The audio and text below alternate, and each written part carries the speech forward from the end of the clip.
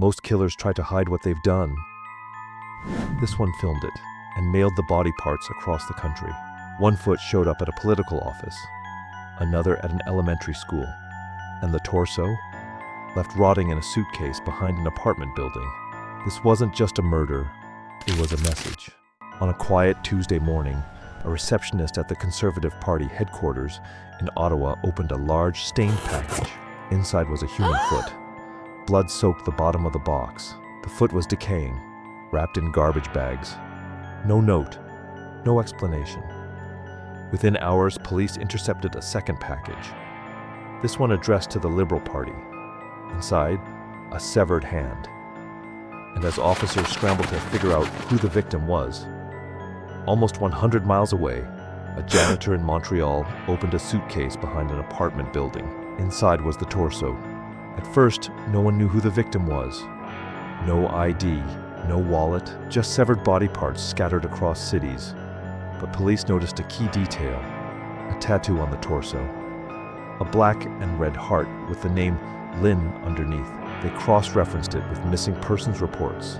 Just 2 days earlier, a friend had reported 33-year-old Jun Lin missing after he failed to show up for class. The tattoo matched. Dental records confirmed it. The man in the suitcase was Jun Lin.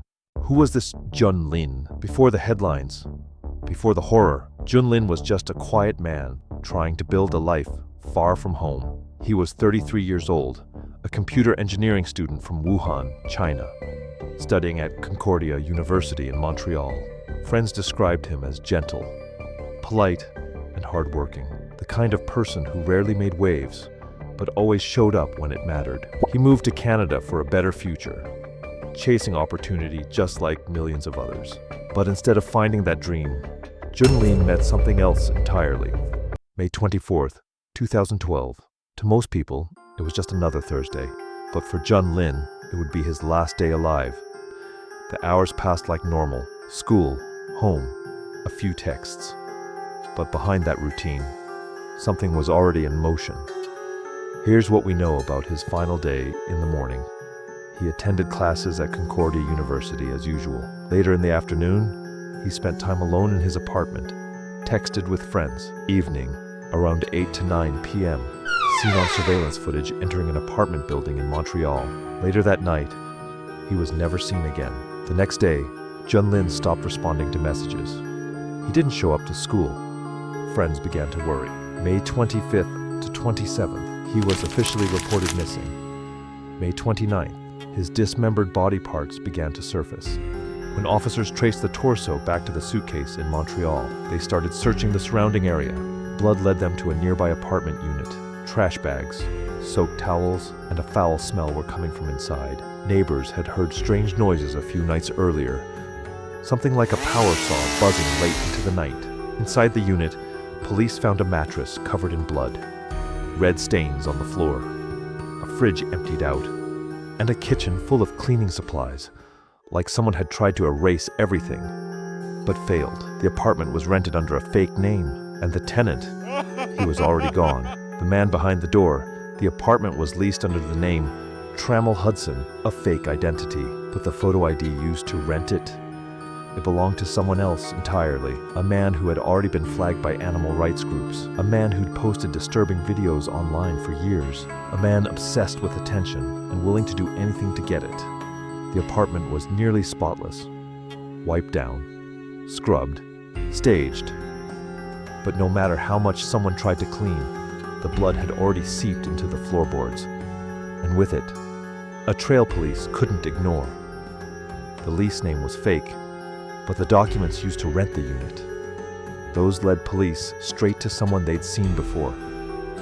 Online, a man with a long digital footprint, a strange, performative persona, and a past full of warnings nobody took seriously. His real name was Luka Magnotta.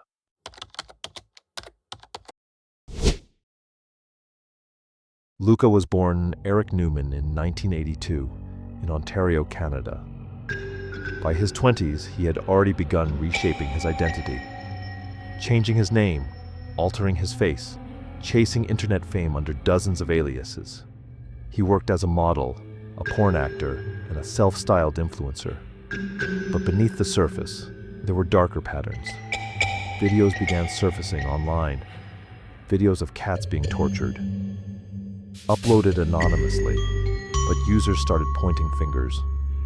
One name kept coming up, Luka. And while many dismissed him as just another online troll, Jun Lin's murder proved he had moved far beyond cruelty to animals. He wasn't just trying to be seen. He wanted to be remembered. On May 25th, 4 days before the body parts were found, a video surfaced on a disturbing corner of the internet, titled, "One Lunatic and Ice Pick." It showed a man tied to a bed.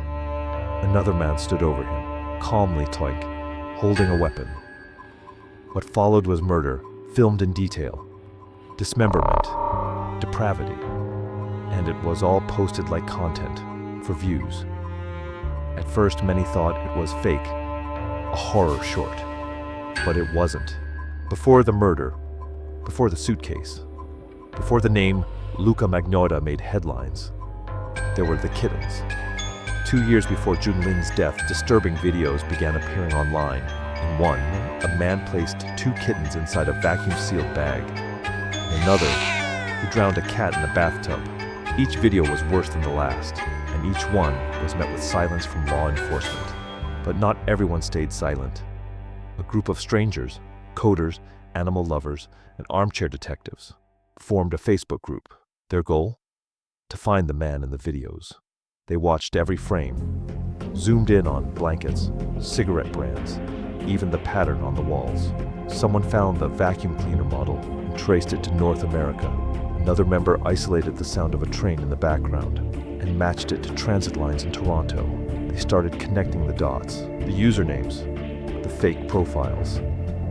The same man kept popping up, someone who seemed desperate for attention, someone obsessed with fame. His name was Luka Magnotta.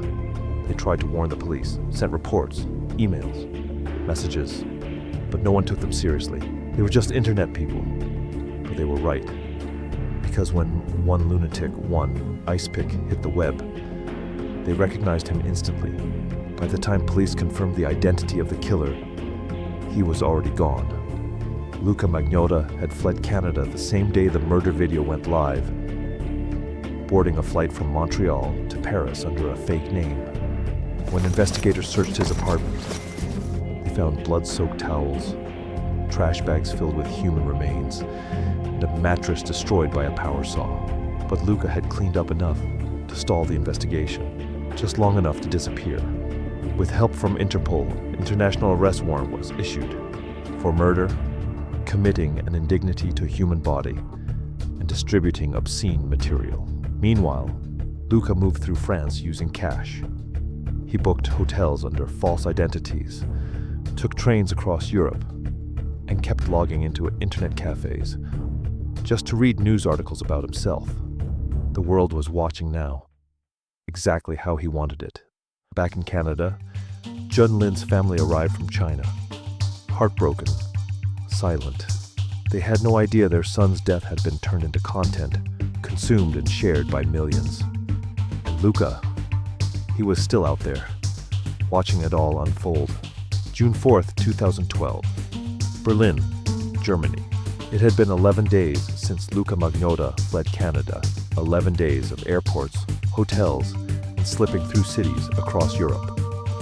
But in the end, it wasn't elite forensics or advanced tracking that brought him down. It was a computer screen. Inside a small internet cafe in Berlin, Luka sat alone at a desktop, reading news articles about himself, refreshing pages, watching clips, Googling his own name. The cafe owner recognized him. He'd seen Luka's face in the news. Quietly, he stepped outside and called the police. Moments later, German officers walked in.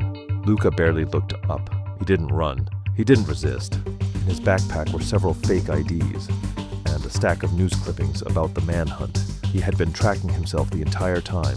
Luka Magnotta was finally in custody, but justice hadn't been served yet. After his arrest in Berlin, Luka Magnotta was extradited back to Canada under heavy security. The nation and the world waited to see what kind of person would commit such a calculated public crime. The trial began in September 2014, more than 2 years after Jun Lin's murder. Magnotta faced 5 charges: first-degree murder, committing indignity to a body, publishing obscene material, mailing obscene material, criminal harassment of Prime Minister Stephen Harper and other members of Parliament. He pleaded not guilty, claiming he was mentally ill and couldn't be held responsible for his actions. The prosecution argued otherwise, that Luka had carefully planned everything: the murder, the cleanup, the video upload, the flight out of Canada. They showed how he rehearsed and how he wanted to be famous, even for something horrific. The defense admitted he committed the killing, but said he suffered from schizophrenia and dissociation. Experts debated his mental state for weeks, but on December 23, 2014, after 8 days of deliberation, the jury gave their answer. Luka Magnotta was found guilty on all counts. No parole for 25 years. He was sentenced to life in prison. The case, one that began with a suitcase and a video, was finally closed. Throughout the trial, Jun Lin's family sat in silence. His parents flew in from China. They had never seen the video, never wanted to. They didn't need to. They had already lost everything. In a victim impact statement, Jun Lin's father said, "My son Jun Lin was a good man. He was my pride and my hope. I will never recover from this pain. He was studying to have a better future. And now he has nothing. We have nothing." His mother collapsed in court. She said she would never understand how something like this could happen, or why her son had to suffer so much, so far from home. They buried what they could recover of Jun Lin in Montreal, the city where he came to chase a dream. Luka Magnotta got what he wanted. Not money, not power, but attention. He filmed a murder, posted it online, mailed out the pieces like trophies, and vanished into the crowd, until the world came looking for him. But in the end, he wasn't remembered for being beautiful or famous. He was remembered for what he destroyed. Jun Lin wasn't a headline. He was a son, a friend, a student, someone who came to a new country with hope and was turned into a spectacle. The world may never forget Luka Magnotta, but we owe it to Jun Lin not to let that be the only thing we remember.